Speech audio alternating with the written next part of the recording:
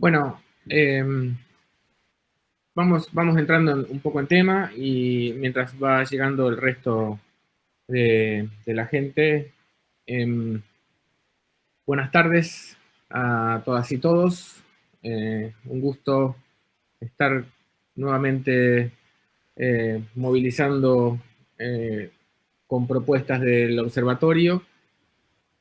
En este caso, con el primer conversatorio de 3 que vamos a tener este año, a cargo de Fernando Bordiñón, sobre el título del conversatorio es Hacia una integración educativa de los saberes digitales. En el brief con el que presentamos este conversatorio, decimos los nuevos acuerdos curriculares del Consejo Federal de Educación buscan promover el desarrollo de saberes digitales en la educación básica. Esto implica, entre otras cosas, un desafío pedagógico, dado que significa afrontar los dilemas de una didáctica en construcción, donde todos los roles se resignifican, se recombinan y configuran un nuevo escenario escolar. La idea de este conversatorio a cargo de Fernando Bordiñón es conversar y reflexionar sobre esta realidad cotidiana de la educación actual. Fernando Bordiñón es doctor en educación por la Universidad Nacional de Educación a Distancia del Ministerio de Universidades de España. Es magíster en redes de datos por la Universidad Nacional de La Plata. Es profesor investigador de la Universidad Pedagógica Nacional de Argentina y dirige el proyecto Saberes Digitales allí en la UNIPE. Es además investigador y miembro fundador del Observatorio Interuniversitario de Sociedad, Tecnología y Educación, y es un gusto poder presentarlo. La dinámica, les cuento que está prevista en una presentación que va a hacer Fernando y después hacer como siempre hacemos, un intercambio a partir de los disparadores que genere la presentación de Fernando. Así que bienvenidos, bienvenidas y adelante, Fernando. Bueno, gracias, Tocayo. Es un placer estar acá, es un placer compartir con gente conocida, gente muy conocida, muy querida, que acompaña a uno a lo largo del pensamiento, porque esto soy convencido que se construye con otros y entre otros. Y bueno, un poco lo que traigo hoy en este conversatorio del observatorio, ahí se la junté esas dos palabras y salió la otra. No, bueno, en este conversatorio es trabajar un poco sobre la mirada de cómo está avanzando, entre comillas, el desarrollo curricular en la educación argentina, de lo que tiene que ver con todos esos temas, contenidos, saberes que llamamos saberes digitales como un gran paraguas, y que de alguna forma necesitamos que nuestros estudiantes en su formación dialoguen desde temprano con estos saberes, y apoyados también desde la educación formal, porque estamos en un mundo altamente tecnologizado, estamos en un mundo donde, como dice el colega Zuckerfeld, está traccionado por tres grandes elementos, que es la informacionalización de casi todos los órdenes de la vida, por un lado.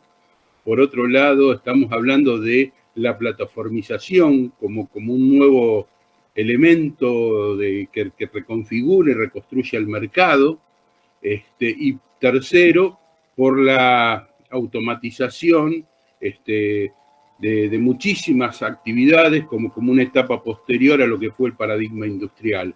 Entonces, esos tres elementos derivan, son propios de este paradigma informacional, y entendemos que hoy la escuela debe dialogar de una forma más fructífera, más apropiada, más cercana, por un lado con esta realidad, pero por otro lado también con estas subjetividades de estos niños y jóvenes que están naciendo en este tiempo, en otro ambiente que ya no es el mundo analógico en lo cual muchos de nosotros nacimos, nos desarrollamos y después tuvimos que reconvertirnos a un espacio digital. Bueno, eso es un poco la idea de trabajar hoy. A mí lo que más me interesa es la segunda parte, es donde podamos dialogar, donde podamos compartir experiencias, donde podamos tener otras perspectivas. Entonces voy a tratar de conceptualizar, presentar el tema, digamos, sin extenderme demasiado, pero tratando luego de abrir un poco el diálogo a cosas que están pasando y a otras que no están pasando en relación a este tema. Bueno, voy a empezar a compartir pantalla.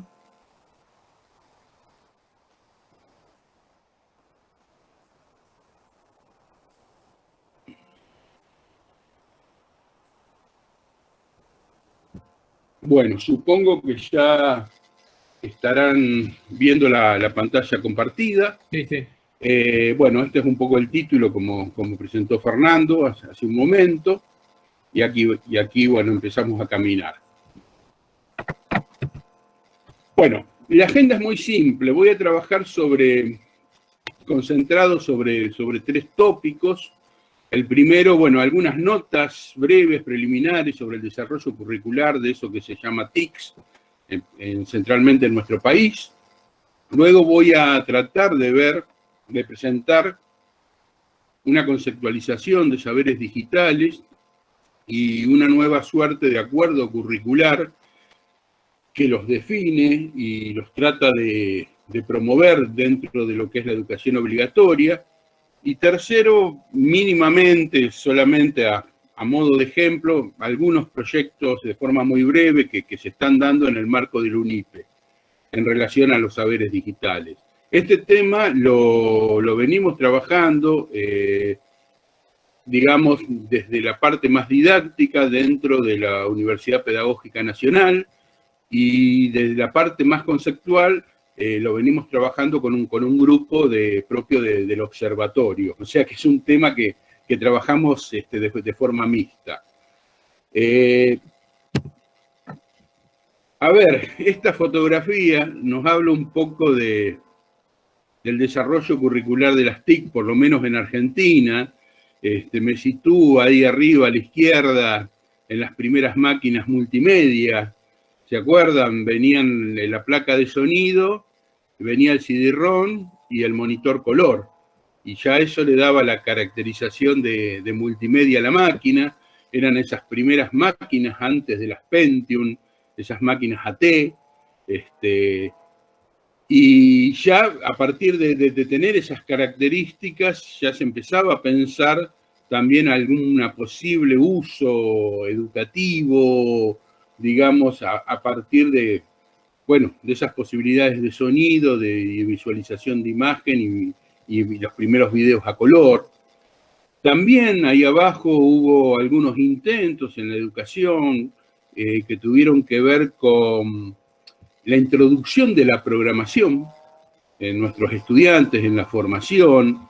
En ese caso, bueno, la clásica Tortuga Logo, proyecto que fundó el profesor Seymour Papert en el MIT, y que la quiso fundar y la fundó como una máquina física, como una tortuga física, pero bueno, los costos no daban para hacerla así, y luego la trabajó en la web bajo una metáfora de una tortuga que se podía programar y que tenía un micromundo asociado.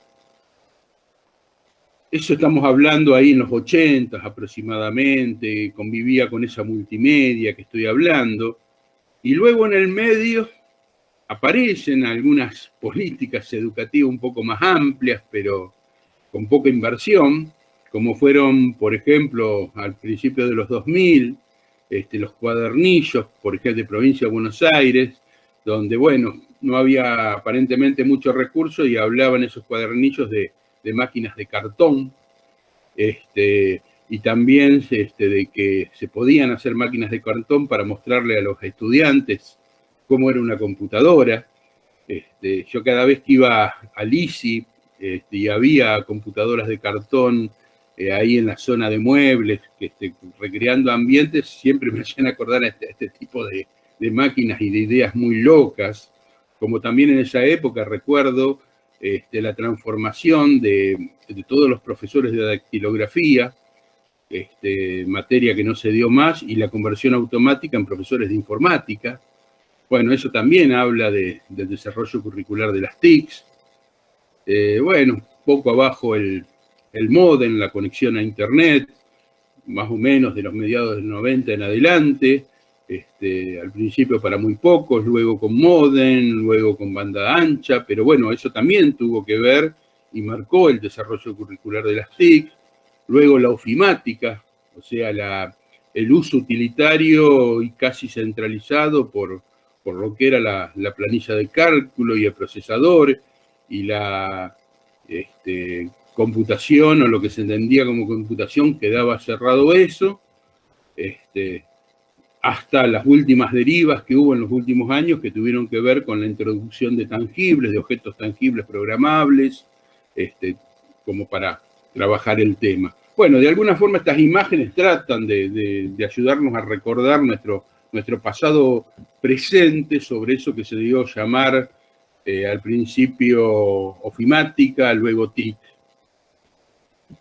Bueno, ¿qué podemos hablar de ese concepto de TIC? Que es algo muy amplio. Yo lo veo como un gran paraguas que nació desde la ofimática, luego pasó por los medios a partir de la posibilidad de conexión a Internet y vinculación con aplicaciones y con acceso a información. Y hoy ese concepto hasta está involucrando en ese gran paraguas a algunas ideas que tienen que ver con alfabetización en programación.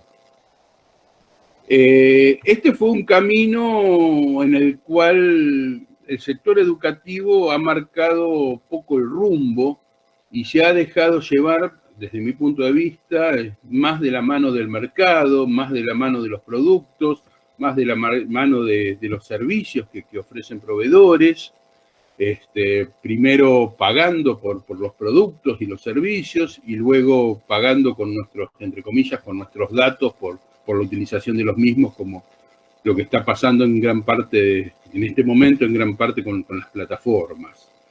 Entonces, es como que siempre, o la política educativa argentina trató de sacarse fotografías al lado de elementos de otros y tratar de comprar algunas soluciones medio llave en mano, más que desarrollar políticas con un sentido soberano muy fuerte. Es un poco la crítica que yo hago. Y eso llevó también a que en cada jurisdicción, en cada provincia, haya una propuesta totalmente distinta desde los objetivos, desde el sentido de desarrollo de esta área dentro de la educación propia, al no haber acuerdos generales acerca de qué se entendía por estos saberes digitales, cuáles eran las metas en los distintos niveles educativos, y eso hacía que en cada provincia se trabaje como se pueda, de forma aislada con respecto a las demás. Esto llevó a que, de alguna forma, ese desarrollo curricular de las TIC se ha visto como, desde mi punto de vista, como la metáfora del álbum de figuritas sin fin y sin premio, donde lo que aparecían y emergían eran aplicaciones, programas, que había como que aprender a usarlos, pero un usarlos entre comillas, un usarlo básico, un usarlo el elemental, y es como que le faltaba sentido de uso. Empezaban a ver como objetos entre comillas, del deseo TIC, que había que conocer, que había que visitar, pero todavía no había un sentido claro acerca del por qué hacer eso. Y por otro lado, ese álbum de figuritas, como metáfora, era algo que no tenía fin, no estaba totalmente armado, porque cada día, sabemos, sale una aplicación nueva y distinta. Bueno, Eso es un poco el contexto. Tomé para resumir palabras de la profesora Caravallo y Cicala en un trabajo que se hizo en UNSAN, un trabajo temprano del 2005, donde ellas planteaban, estas profesoras, en un grupo de investigación que existió en UNSAN, sobre didáctica de la informática. Hubo un grupo de investigación que empezó a trabajar temas de didáctica de la informática, y ellas dicen esto: de una escuela a otra existe también una gran heterogeneidad de los contenidos informáticos que se abordan y de los enfoques y de las posibilidades de acceso a la tecnología informática actualizada. Con esto no estamos objetando la diversidad que existe y debe existir entre las escuelas, ya que esta diversidad le dará su identidad. Nos estamos refiriendo a aquellos conocimientos y procedimientos de una disciplina que todos deberían compartir, ya que son fundamento de la misma. O sea, de alguna forma ya estaban señalando de forma temprana estas profesoras que había un variopinto muy importante, una diversidad muy importante de temas que se abordan en relación a ese concepto paraguas TIC, pero lo que faltaban eran definir, bueno, como dicen ellas, aquellos conocimientos y procedimientos que todos deberían compartir. Lo que faltaba es ese acuerdo. Bueno, hasta acá podemos decir, es la primera parte de la agenda, que hablan de las notas preliminares, sobre un poco cómo vi yo, o cómo veo yo desde mi perspectiva, cómo fue el desarrollo de esa ofimática y luego de ese concepto TIC en la educación.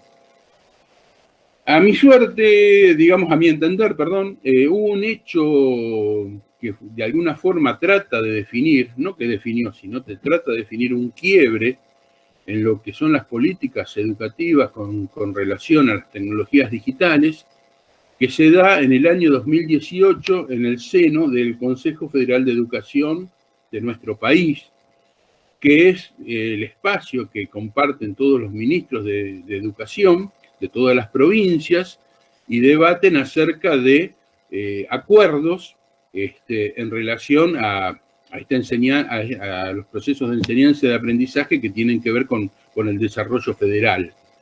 Y bueno, algo que definen ellos de forma periódica son los denominados documentos que tienen que ver con los núcleos de aprendizaje prioritarios sobre un tema particular: biología, matemáticas, etcétera, lengua.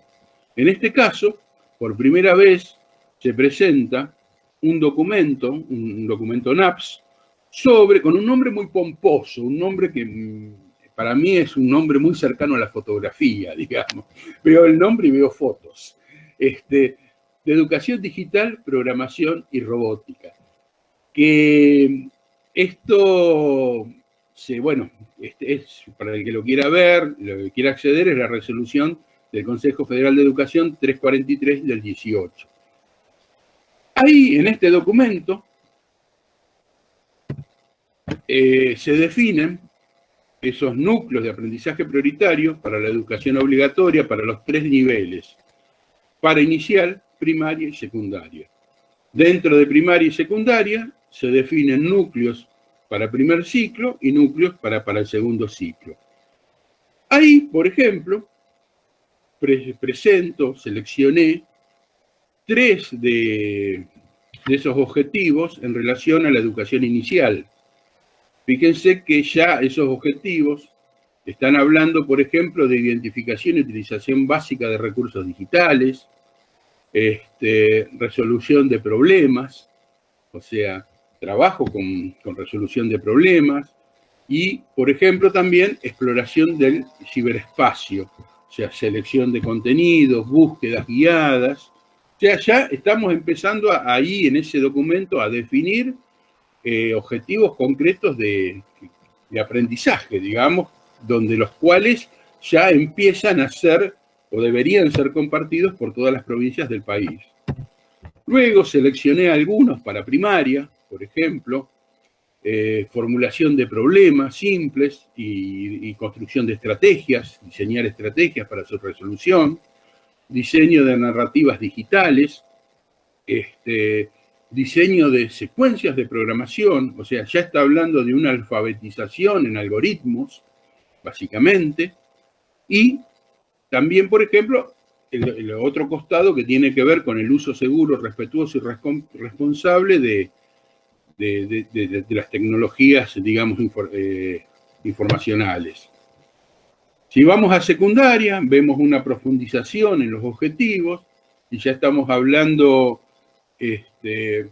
utilización de entornos de programación para poder convertir esos algoritmos que resuelven problemas que ellos generaron y ahora convertirlos a programas que una computadora puede comprender y ejecutar, o sea, y avanzar en un proceso de automatización.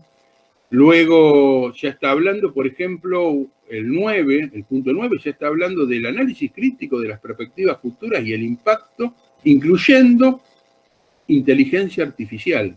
O sea, no está diciendo, a ver, los estudiantes se le deben enseñar las técnicas de inteligencia artificial y los modelos de inteligencia artificial, sino lo que se está diciendo es cómo la inteligencia artificial está impactando en la vida cotidiana de nosotros, tratar de comprender eso, tratar de visualizar eso, tratar de entender eso. Y por último, como en el ejemplo que traje acá para el nivel educativo de secundaria, la creación, reutilización, la reelaboración y la edición de contenidos digitales.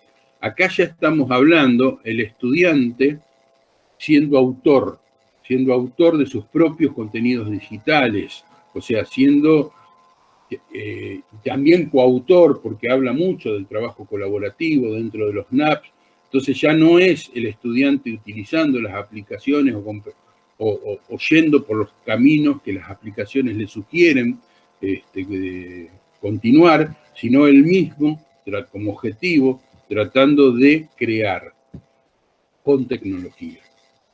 Bueno, estos son ejemplos de este documento acordado por ministros en el 2018 que, a mi juicio, dan un acuerdo, que eso es importante, una definición de por lo menos qué se entiende por esta educación en referencia a los recursos digitales dentro de la educación argentina. Por otro lado, de alguna forma esos distintos objetivos que hay dentro de los NAPS están definiendo una brújula hacia dónde deberían ir los diseños curriculares, hacia dónde deberían ir los recursos educativos, ya sea que se curen o que se construyan. En estos días, por ejemplo, se están presentando todos los manuales de la educación Sadowski, consecuencias didácticas para la educación primaria y secundaria. Esos recursos educativos dialogan con objetivos de estos NAPS. Y también se define un punto de partida, ya que un acuerdo, a mi modo de ver, es eso, también es un punto de partida. Bueno, de acá en adelante tratemos de corregir el rumbo y avanzar hacia un lugar definido, que antes era como una suerte de nebulosa para cada provincia. Y también estos NAPS tienen críticas, muchas críticas. Pero lo importante, a mi juicio, es que hay una base sobre la que construir. O sea, esas críticas es bueno que estén, es bueno que se den, porque ayudan a problematizar la situación, y se dan porque hay una base sobre la cual discutir, que eso es lo que me parece muy, muy bueno también que aportan estos NAPS.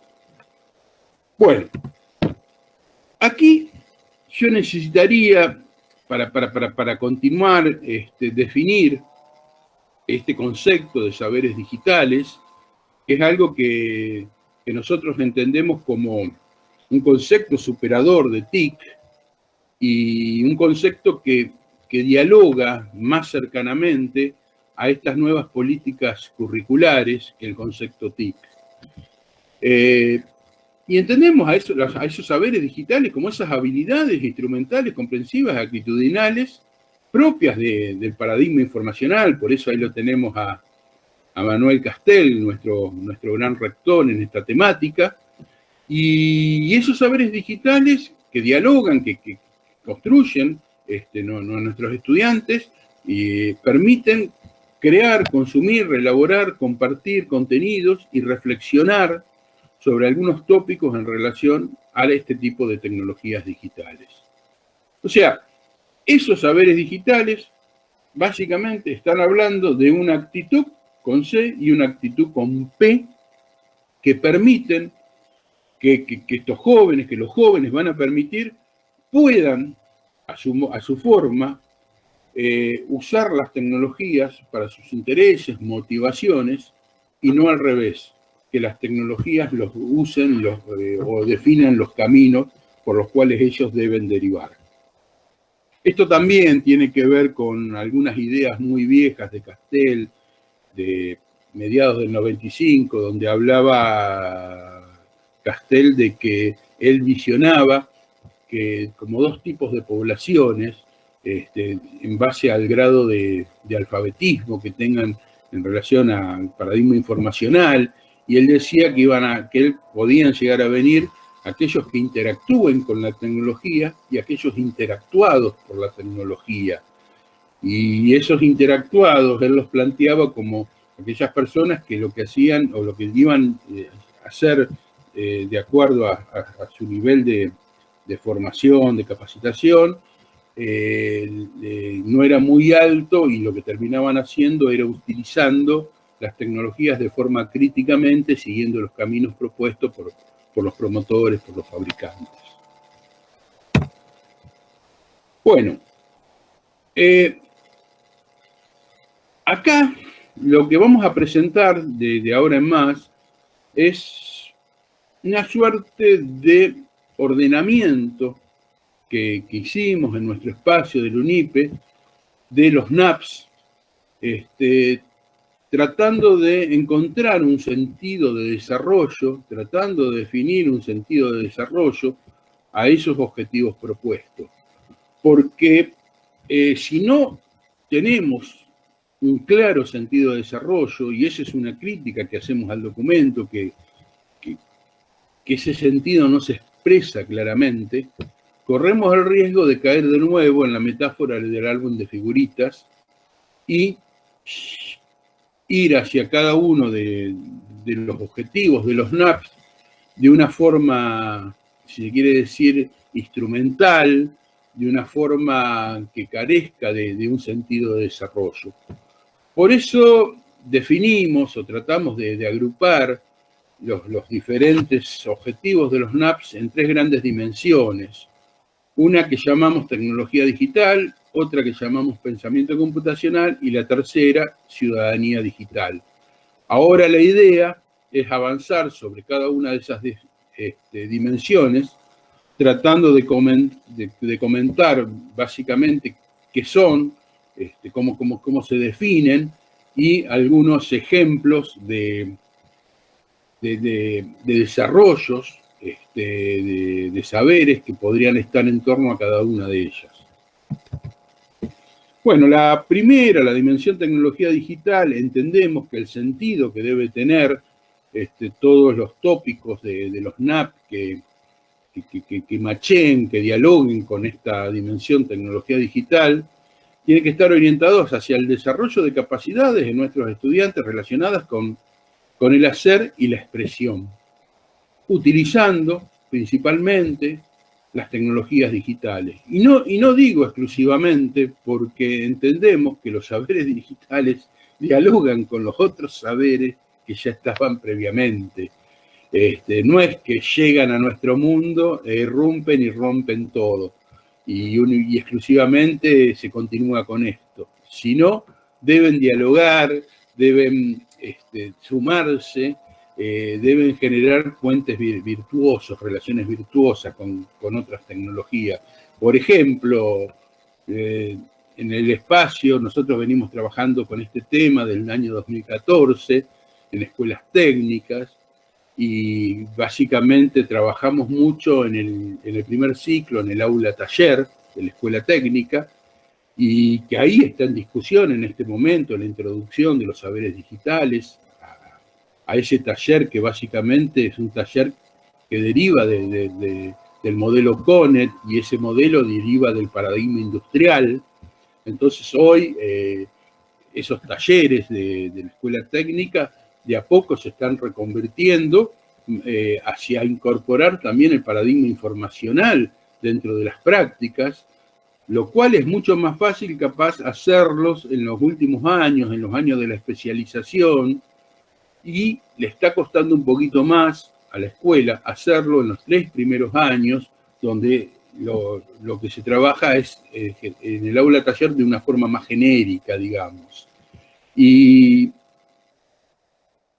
que se incorpore prácticas, saberes digitales, por ejemplo, dentro de la escuela técnica en esos 3 primeros años, no implica que uno debe dejar de usar el martillo, que uno debe dejar de usar un torno, que uno debe dejar de usar la madera, sino implica una relación virtuosa en cómo debo reconvertir las prácticas, cómo debo reutilizar los materiales para que haya básicamente un diálogo entre esa tradición y lo nuevo que está emergiendo para complementarse.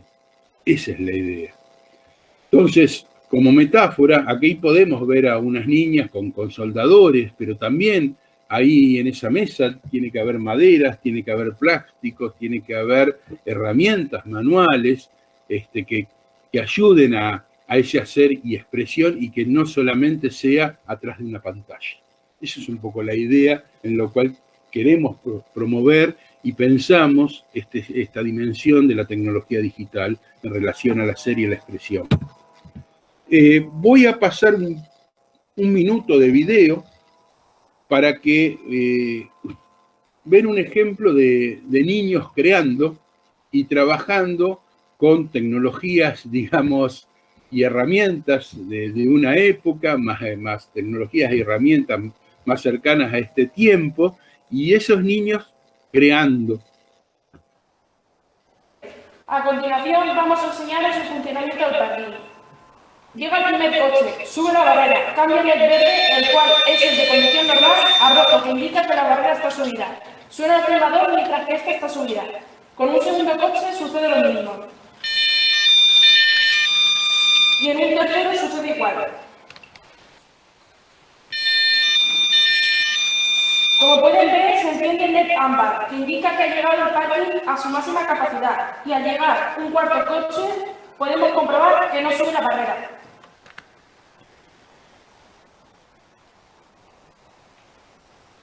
Según van saliendo los coches, volvemos a la situación inicial de 0 coches.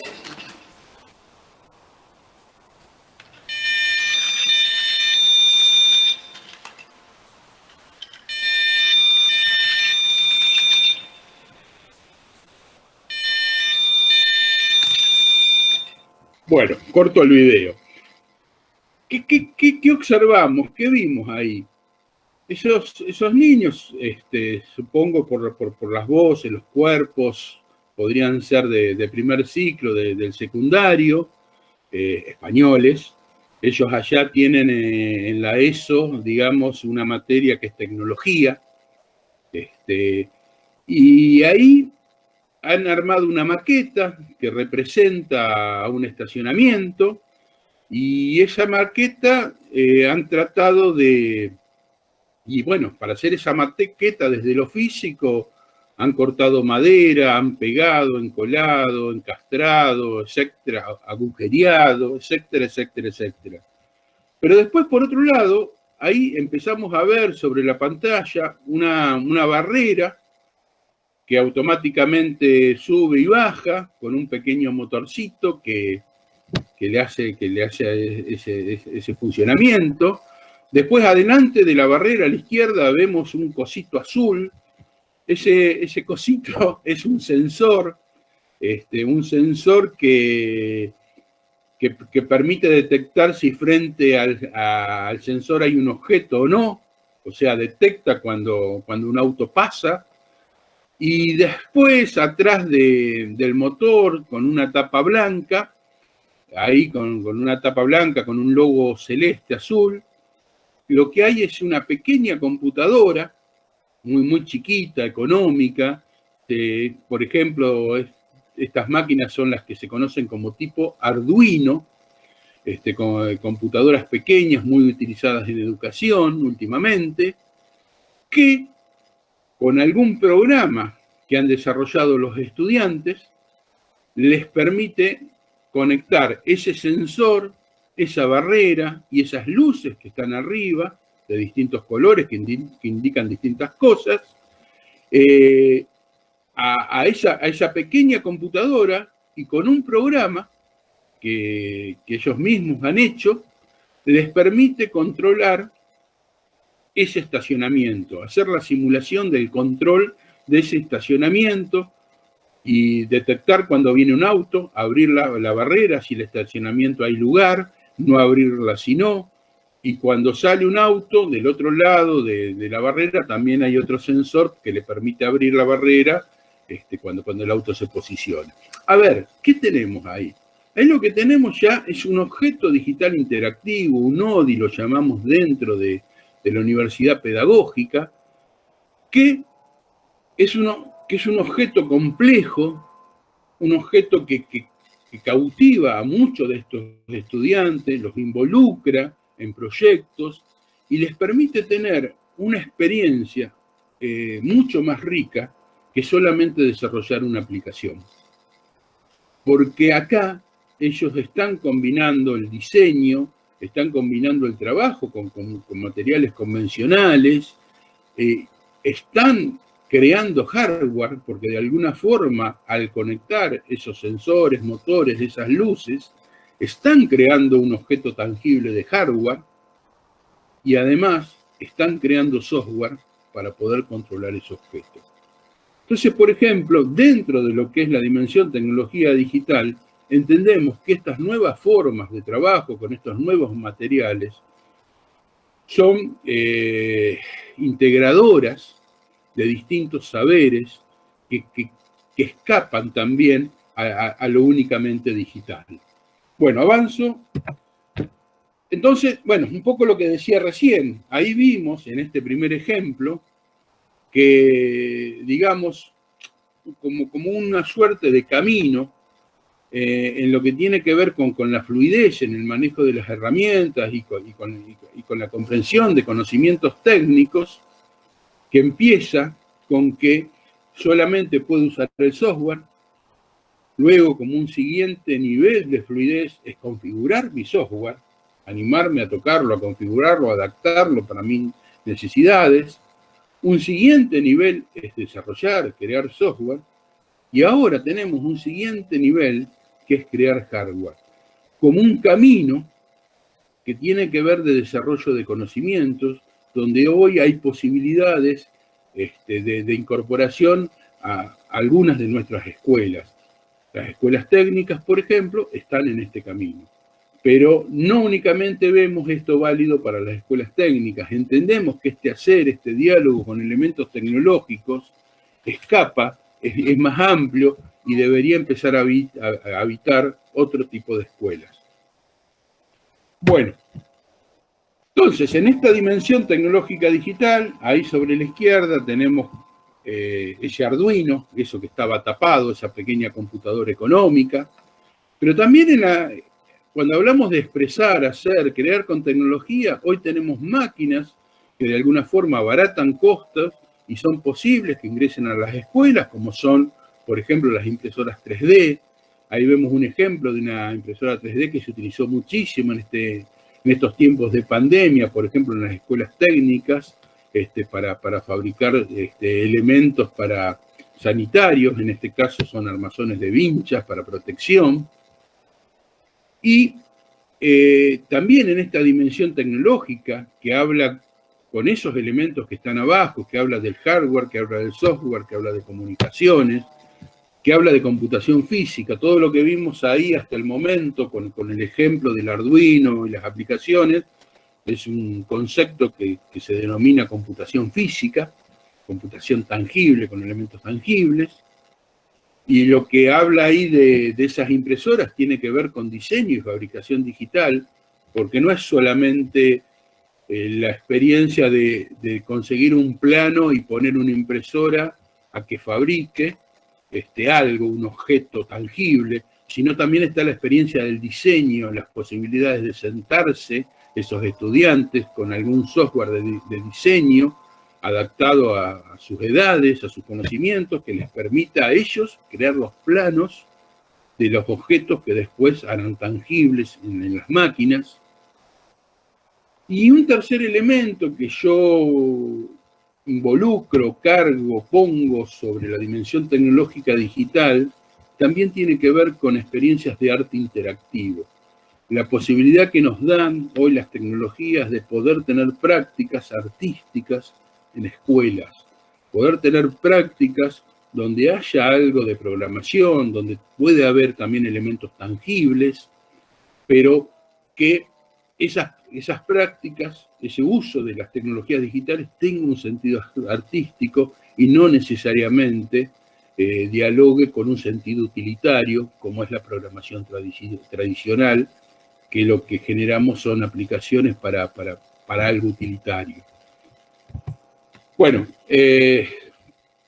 paso rápidamente. Bueno, esto es un poco lo que tiene que ver con el segundo de los elementos, que es el elemento del diseño y la fabricación digital. Ahí, bueno, estamos viendo de eso que decía hoy, que podemos empezar con un diseño digital y esos jóvenes creando, diseñando sus objetos, y no solamente bajando planos de internet, que eso sería lo más fácil, pero ahí no hay mucho aprendizaje. El aprendizaje real se empieza a dar cuando ellos se involucran a partir de empezar a diseñar sus objetos, y luego esas máquinas de fabricación digital, que genéricamente se llaman máquinas CNC, como puede ser una impresora 3D, una máquina que corte por láser algo, otro ejemplo de máquina. Y después lo que tenemos es, a partir de ese diseño digital, es la construcción de un objeto físico. Estas formas de fabricación aportan a la dimensión digital, que tiene que ver con el crear, con el expresarse, aportan elementos muy fuertes que dialogan con las formas que hoy se están trabajando en la industria, con las formas en las cuales hoy está derivando nuestra industria. Y bueno, y la tercera, dentro de dimensión digital, lo tercero que les decía también, que entiendo que son prácticas que deberían empezar a desarrollarse para alcanzar esos NAPs, con respecto a esta dimensión, tienen que ver con la programación creativa, como una categoría nueva de programación, donde se trata de crear proyectos que sean más expresivos que funcionales. Es lo que le decía hoy, no tanto hacer la aplicación para que me avise a tal hora, ni la aplicación que me lleve la cuenta sino acá estamos hablando de una comunicación artística, de una expresión artística. Y estas formas de expresión artística hoy son muy propias de escuelas de arte, de escuelas de diseño, pero hay elementos, hay aplicaciones, hay lenguajes que pueden llegar a la escuela obligatoria, y pueden empezar a ayudar a que nuestros estudiantes puedan tener alguna experiencia fuerte sobre la programación creativa, y de paso, tener una primera alfabetización en algoritmos. Por ejemplo, ahí sobre la izquierda vemos una figura donde una persona tiene su representación de su posición sobre la pared, recombinada con algunos colores, con algunos efectos hechos por algún programa y algún sensor de movimiento, como las de las computadoras de juego, como la Kinetic, por ejemplo, que está detectando esos movimientos de la persona, y luego un software, eso de programación creativa, le está haciendo retoques para poder proyectarlos sobre la pared. Voy a cambiar un cachito, si sale bien. Me gustaría que alguien me diga si se ve.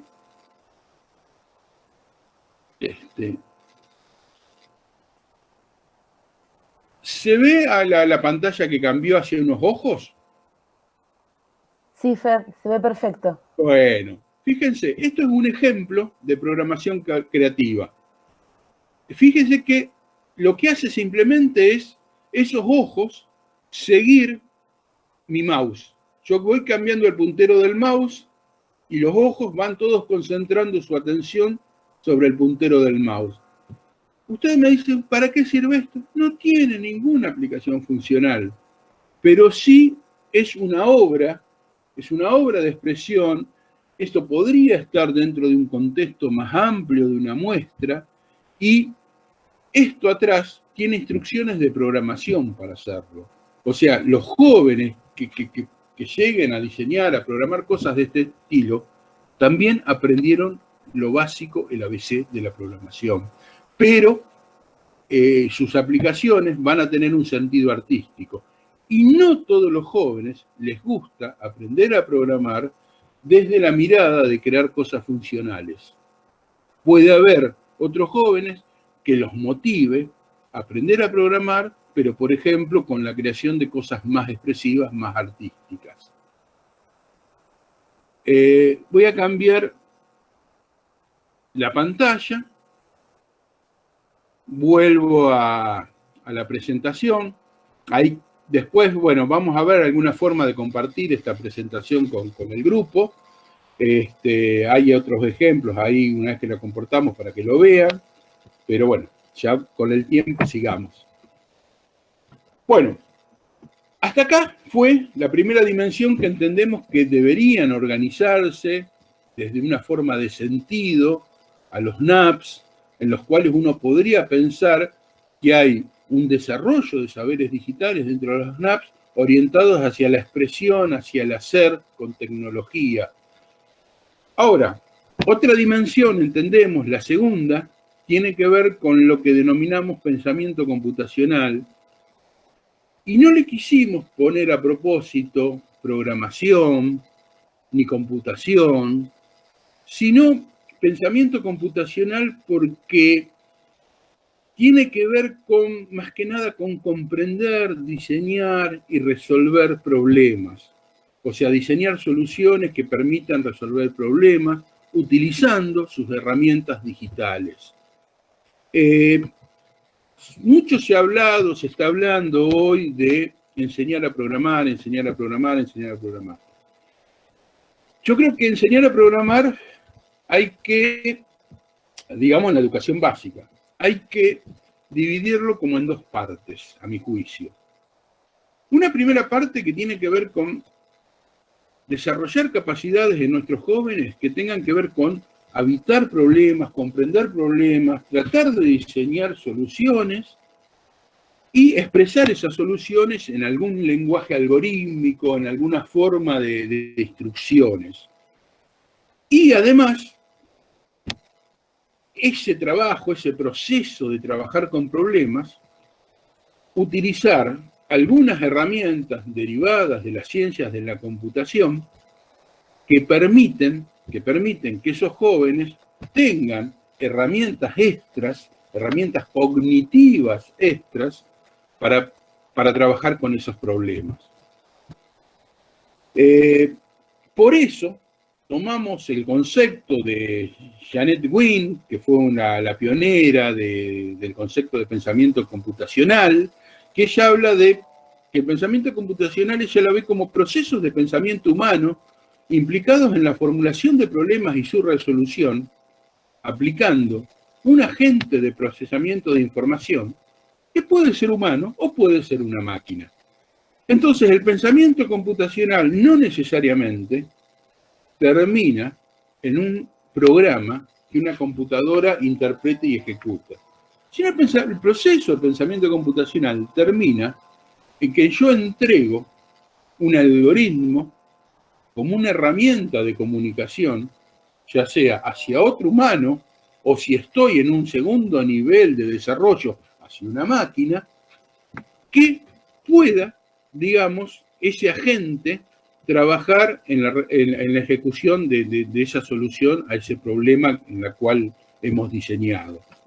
Entonces, ahí esos tres señores que se están preguntando, hay una frase que tomamos nosotros y que un poco pregonamos, que nosotros que entendemos que el programar como una acción técnica que tiene que ver en, tenemos una solución a un problema, bueno, ahora esa solución la convertimos, programar significa, la convertimos en una serie de pasos especificados en un lenguaje que una máquina pueda comprender e interpretar.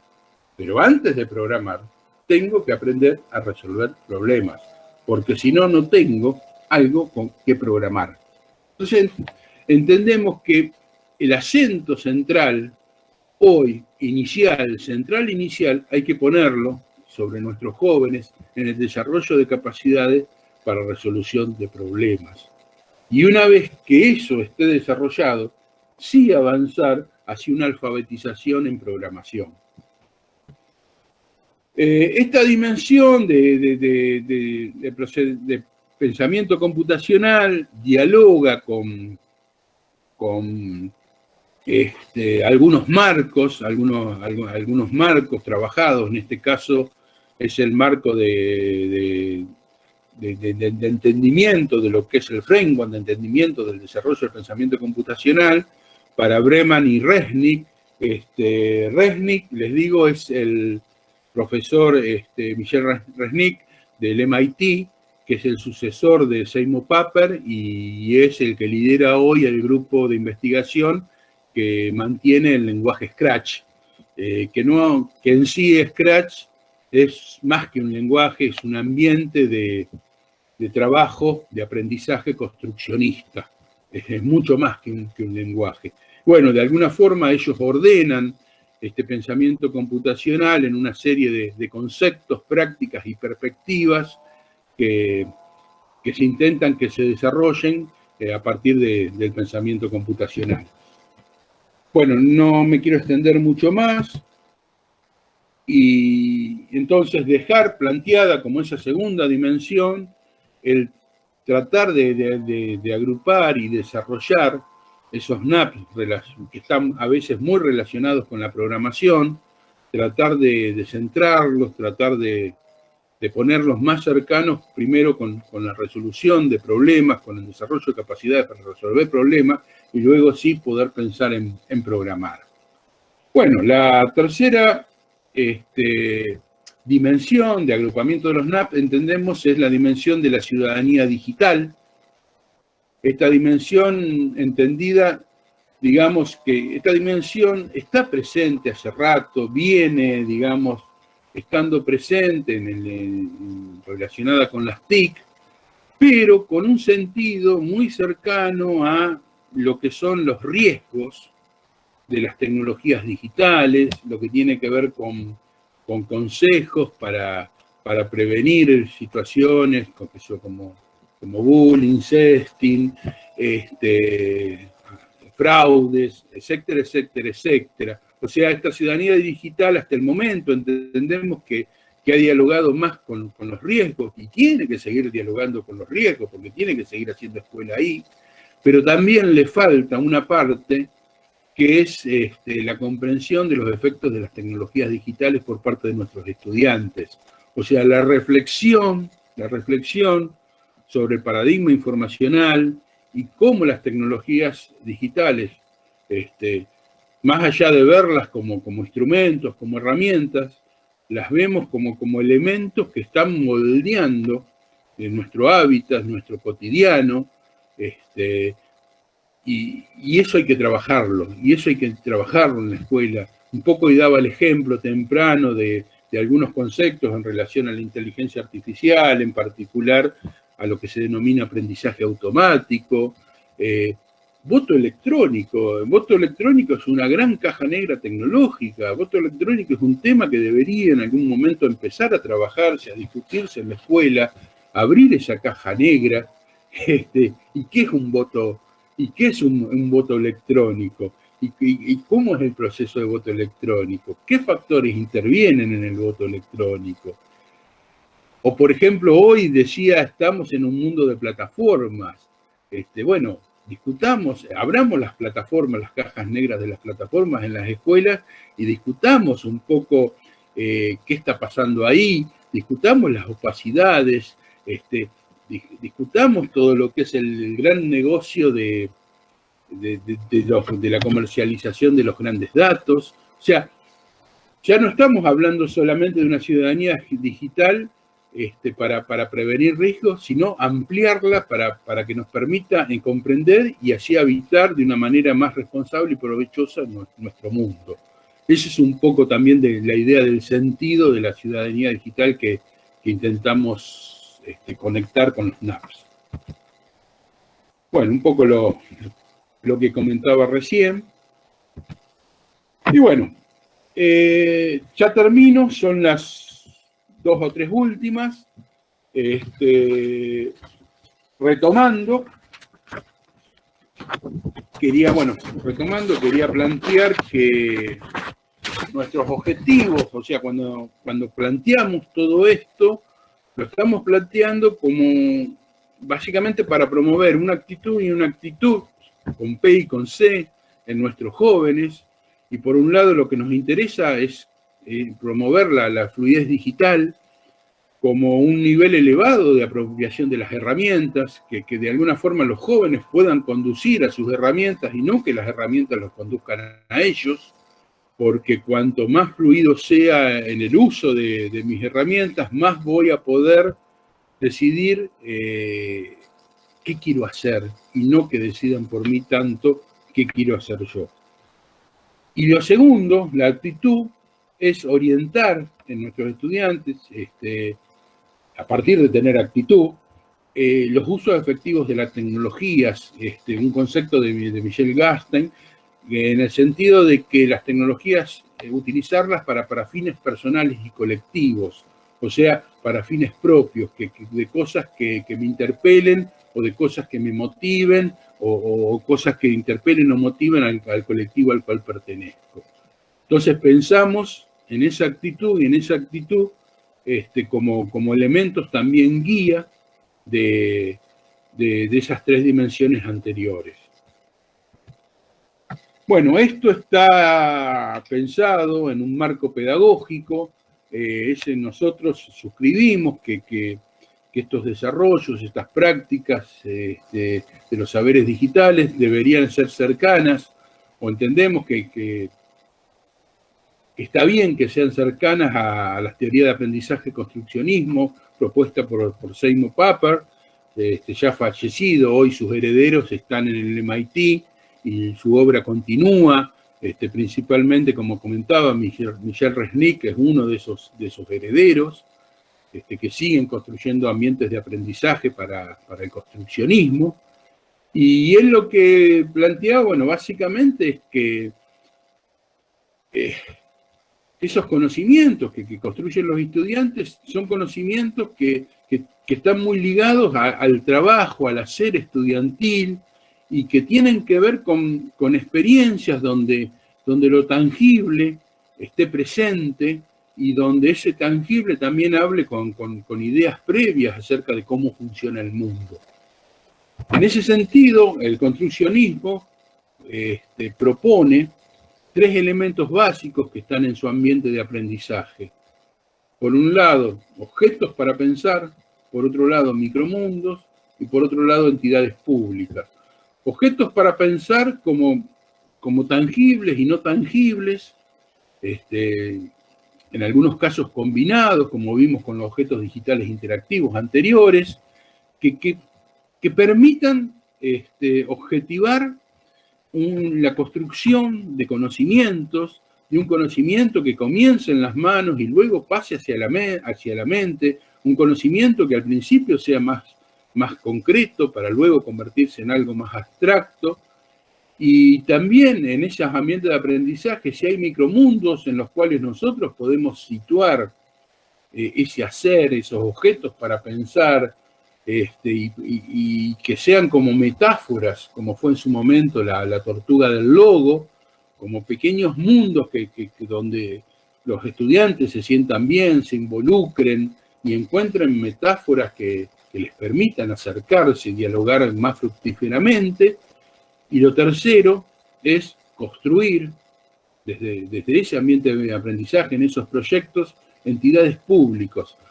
¿Qué son? Son objetos, ya sea tangibles y no tangibles, que puedan mostrar que puedan expresar, donde expresen sus conocimientos construidos, donde los estudiantes puedan mostrarlos, donde los estudiantes puedan utilizar esas entidades públicas para dialogar con otros y además utilizarlos en un proceso que dice Resnick, que es como una espiral, porque en cada vuelta que eso se muestre y eso se discute con otros, hay una profundización del conocimiento. Bueno, hasta acá es todo lo que tenía para comentar de forma abreviada, rápida. Discúlpenme, me pasé un poquito con el tiempo. Bueno, después dentro de UNIPE tenemos un poco de material para trabajar esta temática. Ahí hay un libro más un espacio web. Ese libro también está en un espacio web que hicimos junto con Educar, sobre algunas ideas básicas para empezar a pensar en evitar esos problemas y tratar de resolver situaciones problemas. Esto está trabajado para segundo ciclo de primaria, específicamente, por las metáforas que utilizamos ahí adentro del material. Es un primer material que tenemos. Y después, dentro de la línea más de tangibles, de experiencias de hacer con tecnología, crear con tecnología, ahí tenemos 3 libros que ya hemos trabajado, que están libres, son libros libres, que están en la editorial UNIPE. Uno sobre diseño e impresión de objetos 3D, digamos una guía inicial para escuelas que incorporan una impresora y quieren hacer sus primeras prácticas. Y luego 2 libros que tienen que ver con computación física, que tienen que ver con trabajo, con desarrollo de objetos digitales interactivos en la escuela. Un libro, computación física, más orientado a profesores, y un segundo libro, diseño y construcción de objetos interactivos digitales, orientado a una lectura conjunta entre profesores y estudiantes. ¿En qué estamos? Y con esto cierra. Bueno, seguimos hoy trabajando. Empezamos una investigación que tiene que ver con problemas y desafíos relativos a la enseñanza de la programación en el secundario. Entendemos que ahí hay una didáctica en construcción en ese nivel y que para avanzar primero tenemos que entender cuáles han sido los problemas que han tenido otros en la enseñanza de la programación para tratar de solucionar, no repetirlos, no perpetuar la problemática, porque sabemos que es un área difícil, es una materia difícil. Y bueno, entonces hemos empezado una investigación en esa línea. Después estamos con un segundo trabajo, que es el desarrollo del concepto de computación creativa como una forma alternativa de alfabetización en programación, de enseñanza del ABC de la programación. Y bueno, y por otro lado están los estudios sobre jóvenes. Estos son estudios mucho más cercanos a nuestro trabajo ISTE, que tienen que ver con cómo construyen saberes los jóvenes de hoy, seleccionando ellos sus herramientas digitales, o sea, cómo construyen saber en los espacios informales de aprendizaje. Bueno, hasta acá ha sido todo. No sé cómo continuamos y agradezco la atención. Gracias, Fer, gracias totales. Estuvo muy bueno. Bueno, un poco les cuento cuál es la dinámica que vamos a tener ahora. La idea es un poco, a partir de lo que presentó Fernando, si querés, Fer, ahí está, perfecto. A partir de lo que presentó Fernando, abrir un poco el debate, preguntas de los que estén presentes. La dinámica para eso es, no somos tantos, así que con que se levante la mano en el recurso que tiene el Meet ya con eso alcanza, y si no también lo que se puede hacer es pedir la palabra a través del chat para que Norma, que a partir de ahora va a moderar el debate, un poco vaya recogiendo los pedidos de intervención o de preguntas o lo que sea, y ya les va dando la palabra. Yo, un poco para romper el hielo, voy a hacer una pregunta que me interesa a partir de lo que vos presentaste, Fer. Es, ¿cuáles son los cambios que estos saberes digitales implican en la formación docente? Porque el planteo da relevancia a la emergencia de estos saberes digitales y cómo de alguna manera están planteando una didáctica en formación, pero ¿qué implica esto para la formación docente? Todavía no quedó, como no se desprende una conclusión al respecto. Y en tal caso, ¿hace falta, digamos, profesores de esa disciplina o son profesores que, digamos, o los profesores que ya existen incorporan eso y lo incluyen dentro del desempeño disciplinar que cada uno tiene? Por ejemplo, lo que más me llama la atención sobre todo es para secundario, ¿no? Esa es la pregunta. Bueno, sí, bueno, ahí está el gran problema.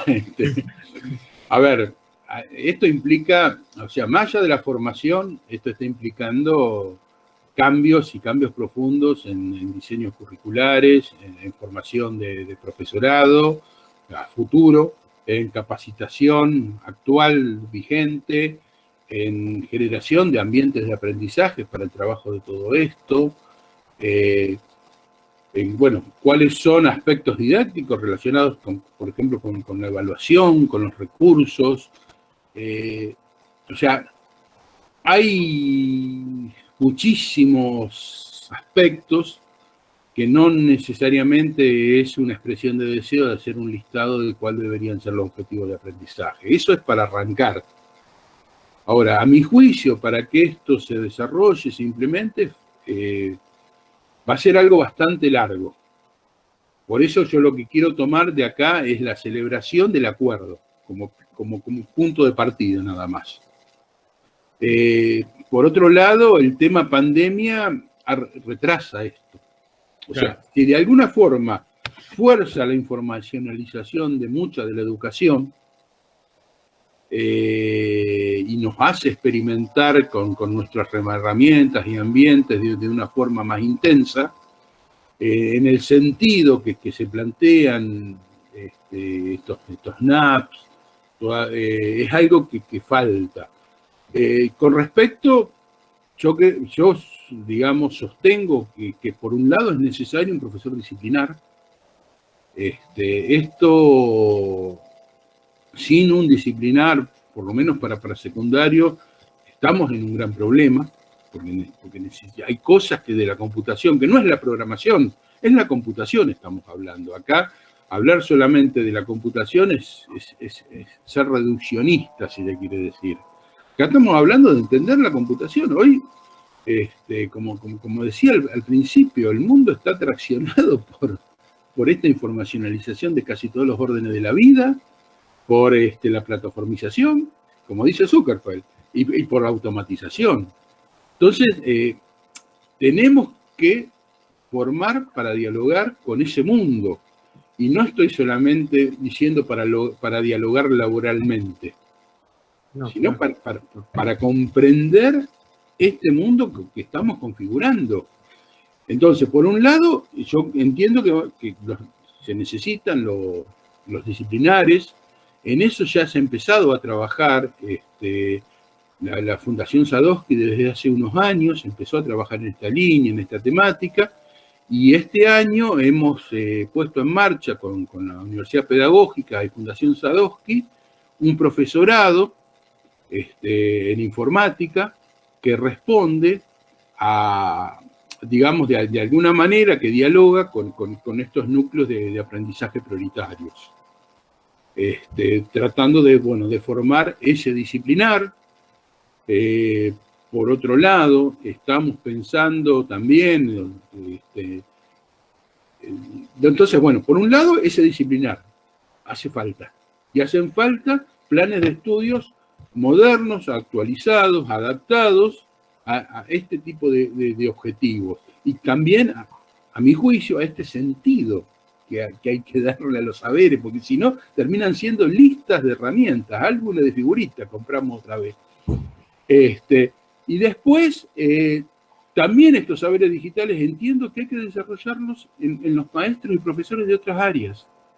Hay que desarrollar, a ver, hoy un profesor de un área debería explicar, por ejemplo, problemas relacionados con la ciudadanía digital. Esa ciudadanía es un tema bastante amplio. Las alfabetizaciones, las nuevas alfabetizaciones es un tema bastante amplio. No únicamente todo debería ser responsabilidad del disciplinar, sino hay saberes digitales que deberían desarrollarse sobre los otros profesores de otras áreas que ayuden a complementar y a dialogar con el disciplinar. Porque si no, siempre vamos a quedar encerrados en que eso lo arregla tal. Y Fer, vos que me hiciste la pregunta, en tu libro utilizaste la metáfora del rizoma para este paradigma informacional. Y esa metáfora de ese rizoma que interconecta todo, no lo estamos aplicando en la escuela, si nos quedamos solamente con la figura del disciplinar. Poco es eso, digamos. Medio desordenado, te contesté, pero... No, perfecto. Se entendió perfectamente. Gracias.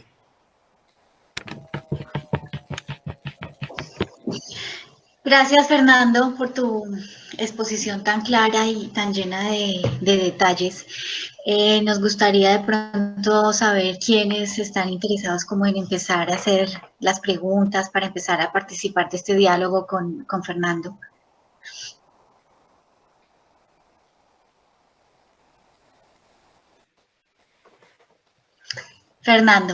Alejandro, perdón, es que como ahí dice Fernanda, me confunde. Dale, top. Estás muteado. Me parece que no tenía... Ah, ahí está. No se te escucha, Alejandro. Escribila. Tiene el micrófono roto. En el chat, Alejandro, lo puedes escribir en el chat y la leemos, y si te parece yo la leo y vos... Ale 2, hace vos la pregunta, Ale, mientras Ale 1 escribe. Además, puesto juntos, hay una selección del Meet. Primero puse en el mismo clúster en mi pantalla. Primero quería decir, no sé si me escuchan bien, buenísima la presentación, yo llegué un poco tarde, pero me encantó, comparto ampliamente los conceptos, me gustó mucho, digamos, todo el trabajo de lectura de Resnick, del construccionismo, pero bueno, a partir de esto último que dijiste, tengo una pregunta capciosa. ¿Cómo sería formar a un profesor que dé ciudadanía digital? A ver, yo lo pregunto porque también de esto me pregunto yo todo el tiempo y sé que es, un poco con el rizoma lo estuviste mencionando, pero es el gran problema que tenemos, básicamente. Sí.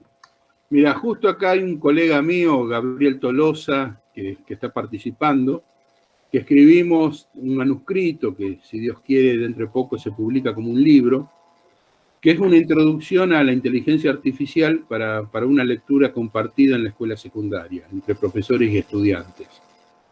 Donde ahí lo que tratamos es de trabajar conceptos más que nada de aprendizaje automático, que es el tema que casi nos centramos, como para que puedan ser compartidos, debatidos, discutidos en un aula. Si nosotros vamos a hablar de inteligencia artificial ya como modelos, como programación, esa es una cosa que a mi juicio no tiene sentido en una escuela secundaria. Pero sí, el comprender mínimamente lo que es un modelo de aprendizaje automático, por qué la máquina aprende, cómo aprende, qué es un sesgo. ¿Por qué los sesgos se dan? ¿Hay una ética asociada? ¿Dónde está esa ética asociada? Ese tipo de situación, el comprender hasta en qué estado están las máquinas hoy que aprenden, entre comillas, por sí mismas. Ese tipo de cosas yo creo que se pueden debatir, y si es un disciplinar es mucho mejor. Pero creo que también hacen falta que ayudemos en una traducción, los especialistas, en poder dar elementos para que profesores y estudiantes puedan dialogar en aulas y trabajar estos temas. Es un intento que estamos haciendo, pero entendemos que algunos temas pueden trabajarse, pero siempre, si hay un disciplinar y con el apoyo del disciplinar y trabajando verdaderamente en equipo, ahí es donde esto empieza a tomar dimensión y empieza a tomar carnadura. Desde la soledad y de los compartimientos, si sigue, va a ser difícil. Fernando, Marcelo Humana hace una pregunta que dice, ¿se puede desarrollar el PC de forma transversal en las diferentes asignaturas? Si se puede, ¿por qué no se enseña historia de manera transversal? No sé si... A ver, la leo. No se debe referir al Partido Comunista, supongo, sino al pensamiento computacional. No, a ver, resolución de problemas básicos es algo que es algo transversal. Tenemos problemas en matemáticas, problemas en física, tenemos problemas en medio ambiente. O sea, y como dice Wim, tener la capacidad, desarrollar a nuestro estudiante la capacidad de comprender primero, habitar los problemas, y luego tener estrategias para ir en base a su resolución, eso es algo totalmente transversal. Por eso yo parto la cosa en dos. Digo, una cosa llega hasta que podemos diseñar una solución en una serie de instrucciones claras para que eso pueda realizarse, para que pueda llevarse adelante. Otra cosa es ahí donde ponemos el corte y ya vamos a la cosa más computacional, que tiene que ver eso cómo se convierte en un programa para que una máquina lo interprete y lo ejecute. Esa es como una segunda parte. Muchos estudios hablan hoy, muchos estudios digo porque es lo que comentaba que empezamos a trabajar en UNIPE, que es con un estado del arte acerca de problemas y desafíos que hay en torno a la enseñanza de la programación en jóvenes. Que nosotros estamos tomando mucho de los primeros cursos de universidad porque casi no hay nada en secundario de este tema.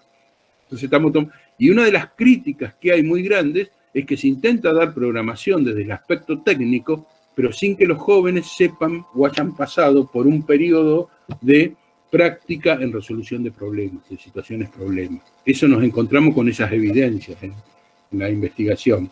Y eso no es al azar. La Universidad de Luján, por ejemplo, tiene 2 talleres introductorios a sus estudiantes, que son de años. Un taller es en lectura y comprensión de textos y el otro taller en resolución de problemas. Que termina siendo que al principio fue resolución de problemas y después, con el paso del tiempo, terminaron bajando la categoría y terminó siendo repaso de matemática con ejercicio, más que resolución de problemas. Y sí, Marcelo, hay cierta transversabilidad en el pensamiento computacional. Por lo menos en la aplicación. Miriam, creo que te toca tu turno. Gracias, Norma. Hola, Fernando, me encantó. Yo también llegué unos minutos tarde, pero desde donde llegué no pude dejar de prestar atención a toda tu presentación. Me parece muy potente la cuestión de la programación creativa. Bueno, desde ahí me atrapaste, por otro lado, ¿no? La cuestión de los ojos que miraban ojos más ojos, y cómo la programación puede ser algo más, mucho más de lo que nosotros, los legos, imaginamos, ¿no? Parte de lo que te quería preguntar, en realidad, y la verdad es que me gustó muchísimo, me pareció que se abren muchas preguntas. Parte de lo que te quería preguntar, de alguna manera ya lo contestaste. Me parece que ¿será posible imaginar en las escuelas secundarias hoy trabajos en parejas pedagógicas, es decir, en articulaciones pedagógicas entre un experto disciplinar que conoce fuertemente el lenguaje de programación y alguien que pueda hacer el aporte a menos técnico, porque vos lo traes muy bien, ¿no? No es instrumental, es más constructivo, a la pregunta sobre cómo resolver problemas? ¿Esto sería viable hoy en las escuelas secundarias? Y la última, ¿no? Yo me sumo a la pregunta de Fernando respecto de la formación docente. ¿No habría que pensar, digamos, formaciones docentes interdisciplinarias, digamos, no hacia la disciplina, en donde haya un diálogo entre los posibles interlocutores? Bueno, eso. La verdad me encantó. Muchas gracias. No, gracias. Son muy amables conmigo. Péguenme más. Es el problema de estar con colegas, amigos. No, el tema de... Mira, hay algo que me viene dando vuelta por la cabeza. Qué sé yo. Yo hice mi investigación de doctorado mirando... mi insatisfacción empezó con esa mirada de las TIC instrumental. Y empezó con esa frase de Castel sobre interactuados por la tecnología y aquellos que interactúan. Empezó ahí en un despacho de Madrid con la profesora Sara Osuna charlando estos temas, y ella me muestra una cita de que ella tomó de Castel para una publicación y yo me quedé pensando con eso.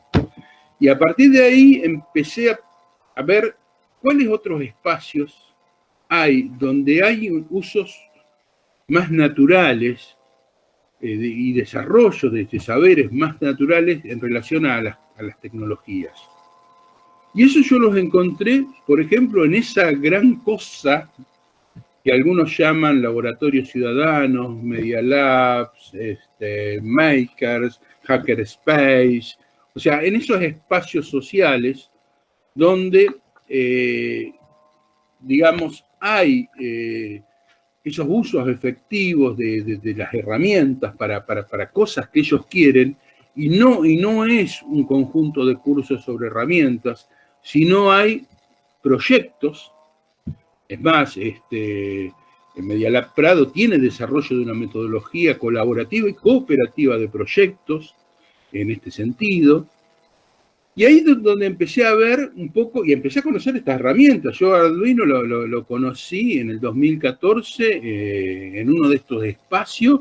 De casualidad estaba viendo a alguien que estaba presentando esto a un grupo de apicultores, era una arquitecta que presentaba a un grupo de apicultores Arduino, que eran apicultores urbanos, o sea, en las terrazas de Madrid tenían las celdas, y lo que querían era automatizar el censar de algunos datos de la celda, porque las abejas son grandes, según ellos, hablan acerca de la calidad medioambiental. El estado de la colmena determina de alguna forma la calidad del medio ambiente. Entonces querían un poquito, y fíjense que lo doy como un ejemplo donde ellos es medio como hablaba Ivan Illich en su libro La convivencialidad, usar las herramientas y no que las herramientas nos usen a nosotros. Entonces, desde ahí, yo un poco ahora respondo a tu pregunta y te digo que yo me parece que lo que está faltando para que esto pase en las escuelas comunes es el espacio para el hacer. No hemos olvidado de espacios para el hacer, para construir prototipos como soluciones a problemas que son mostrables, que no son cerradas, que no son tentativas, que dialogan con esas entidades públicas de Paper. Yo creo que falta eso, falta el espacio, y ese espacio para el hacer, que sea el espacio interdisciplinario, donde, bueno, vamos a hacer el proyecto qué sé yo, y además apelando también a a ese aprendizaje situado que tiene que ver con el contexto, vamos a hacer el espacio donde vamos a desarrollar la plaza que queremos, o la plaza que nos mereceríamos tener en el barrio. Entonces, ahí que el profesor tal aporte tal cosa, que el profesor tal aporte tal otra, que el más técnico aporte tal otra. Hagamos la maqueta, en la maqueta tratemos de poner algunos saberes digitales en juego que permitan darle alguna interactividad.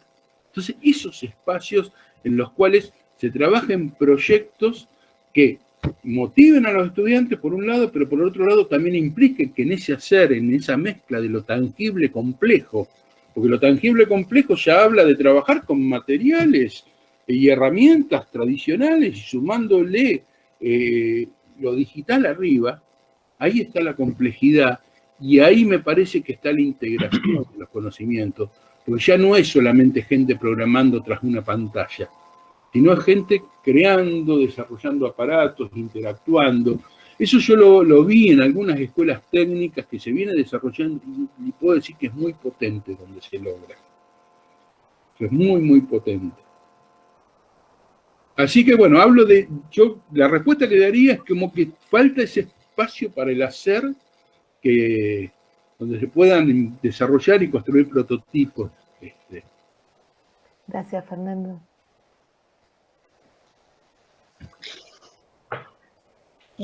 ¿Alguien más se anima a hacer alguna otra pregunta? Hago una preguntita más. ¿En qué medida las instituciones educativas, digamos, me refiero a las instituciones educativas formales, reconocen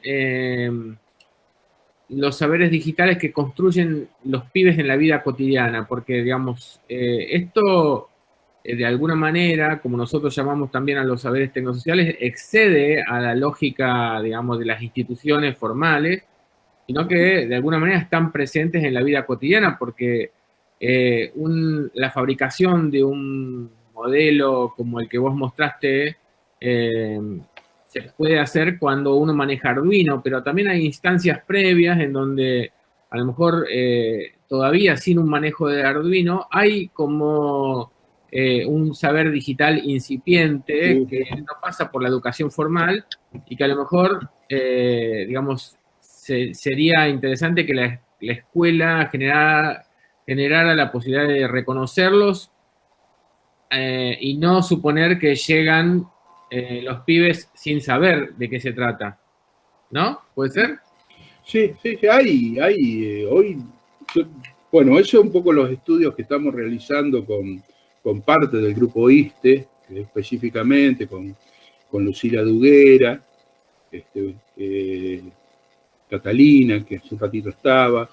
Ahí estamos trabajando, tratando de ver eso a partir de ver cómo los jóvenes hoy utilizan los contenidos audiovisuales de YouTube a partir de demandas que empiezan en la educación formal.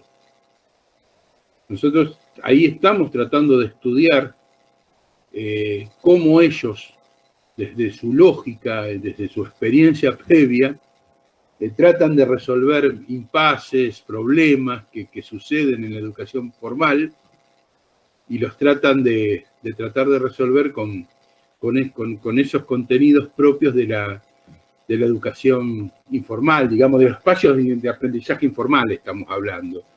Y ahí, una de las cosas que trabajamos, nos damos cuenta es que a veces la educación formal dialoga con o no reconoce muchos de los saberes que esos jóvenes están construyendo por afuera.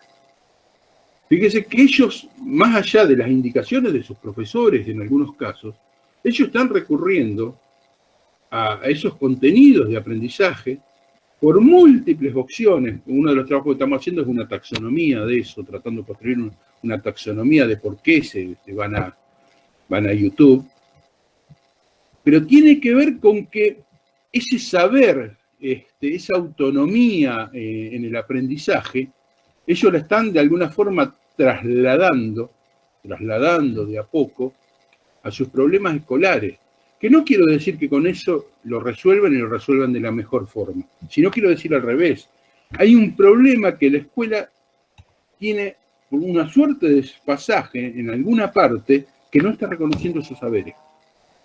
Y si reconoce, y si se reconociera esos saberes, esa forma en que los jóvenes hoy están algunos desde su autonomía, aprendiendo, podría haber un mejor diálogo.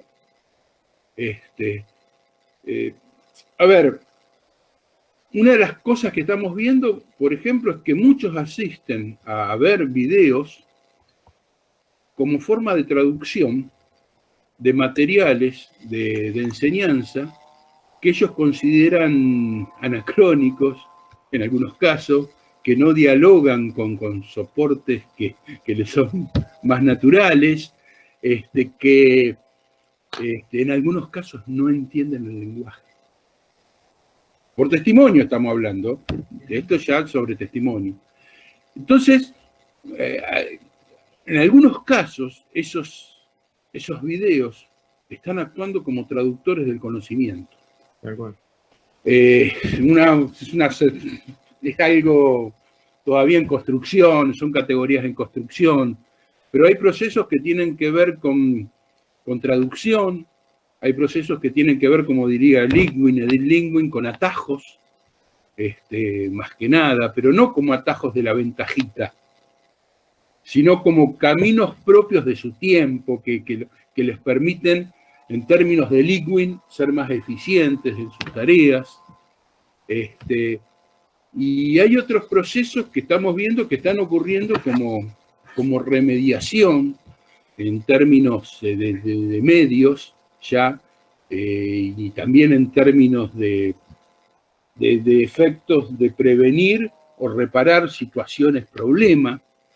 Y por estas situaciones, y ese saber y esa cierta autonomía que tienen para construir ese saber por afuera de la educación formal, a veces no está teniendo en cuenta desde adentro. Entonces hay como un potencial afuera con respecto a los aprendizajes que entendemos que no está siendo tomado y que podría, si eso fuera reconocido y se tejieran puentes, uno podría mejorar esos pasajes educativos. Pero bueno, eso es algo muy, muy incipiente, algo que estamos tratando de entender, o sea, ¿por qué los jóvenes están acudiendo? Fíjense que hoy YouTube, los dos usos más grandes que está teniendo YouTube en el mundo son verificados en distintos países: entretenimiento, y dentro de entretenimiento escuchar música, y el otro aprender cualquier cosa. Aprender cualquier cosa. Entonces, esos aprendizajes, y a YouTube lo vemos como el símbolo de lo que dijo Barbero alguna vez, Martín Barbero alguna vez, como los saberes diseminados, descentralizados. Lo vemos en relación a eso, y lo vemos como que eso está ayudando a generar cierta autonomía y cierta conciencia de autoaprendizaje. Y eso a veces se ve poco desde adentro de la institución, y entendemos que debería verse más fuerte, estudiarse más fuerte. Es más, no encontramos estudios sobre esto. La mayoría de los estudios que encontramos sobre YouTube tienen que ver con caracterizaciones, pero no mirar YouTube para desde YouTube observar la escuela. Gracias, Fer. No, gracias Fer, a ustedes.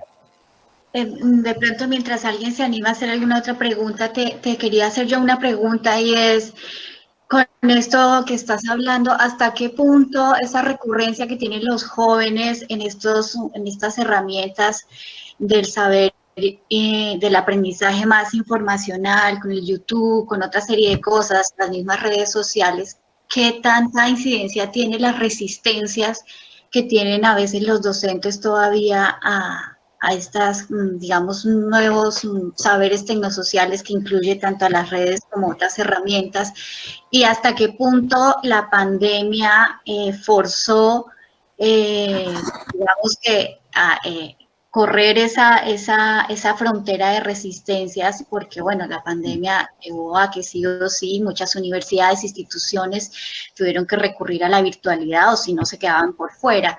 Entonces, un poco eso, ¿no? Como ese diálogo que hay entre esas resistencias y ahora la pandemia. Bueno, eso, es saber más información. Sí, hay tanto, yo no podría ayudarte, además teniendo a Miriam y a Alejandro, que son expertos estudiosos en esto. Alejandra, Miriam, un poco en el devenir de lo que viene luego de nuestra pandemia, a partir de esta informacionalización extensa, intensa en la educación. Y Alejandro también, vos trabajás estos temas. Yo lo que puedo decir es, lo único que puedo decir es, en educación, creo que ya hay elementos de la modernidad que de alguna forma fraguaron y custodiaron y generaron espacios rígidos, hoy ya entraron en una tensión muy grande y además hay un proceso de experimentación muy fuerte con la informacionalización por parte de todos los docentes. Y eso no va a ser igual después, no. A ver, por lo menos desde lo personal. Ahora el tema es desde lo político, desde las políticas educativas, ¿cómo se capitaliza eso? ¿Cómo toda esa experiencia, todas esas horas, todo ese trabajo lo capitalizamos en pos de esa tan mentada reforma educativa y esa un poco que nazca, digamos, la escuela posmodernidad? Yo diría eso, más que nada. Gracias, Fer. Bueno, ¿alguien más se anima a alguna otra pregunta? Y si no, vamos como cerrando. De pronto. Bueno. Bueno, entonces les contamos los próximos conversatorios que tendremos, que están cordialmente invitados, invitadas. Tenemos uno a fines de junio. Editatones como recurso educativo coordinan Agustín Zanotti y Lucas Aymar de la Universidad Nacional de Córdoba. Y un tercer conversatorio, Saberes Tecnosociales y Búsqueda de Empleo en el Sector Software y Servicios Informáticos, coordinan Lucila Duguera y Lila Pagola a fines de agosto. Así que eso, digamos que queríamos hacerles esos anuncios, también contarles que seguramente este video pues lo estaremos subiendo, de este conversatorio lo estaremos subiendo al YouTube de OISTE y pues las redes sociales Observatorio OISTE en Twitter y en Facebook. Ahí se pueden pues enterar no solo de cómo quedó este conversatorio grabado, por si quieren volver a repasar, sino también las otras actividades que vamos a estar subiendo. Así que creo que eso, ¿no? Gracias, Fernando, gracias a todos los que participaron. No, gracias a todos, han sido muy amables y me sentí, la verdad, muy bien con las preguntas, porque ayudan a pensar bastante esta temática, que por lo menos a mí me preocupa hacia dónde vamos en la formación en relación hacia dónde va el mundo. Y no solo el trabajo, sino al mundo en general. Fernando, no sé si vos querés decir algo más. No, agradecerles a todos y a todas y bueno, seguimos adelante. El plan de conversatorios que tiene OISTE para este año y bueno, futuras actividades que también vamos a ir notificando a medida que pase el tiempo. Bueno, muchas gracias. Bueno, gracias. Nos vemos. Gracias, Fernando. Adiós. Gracias. Chao. Chao, chao.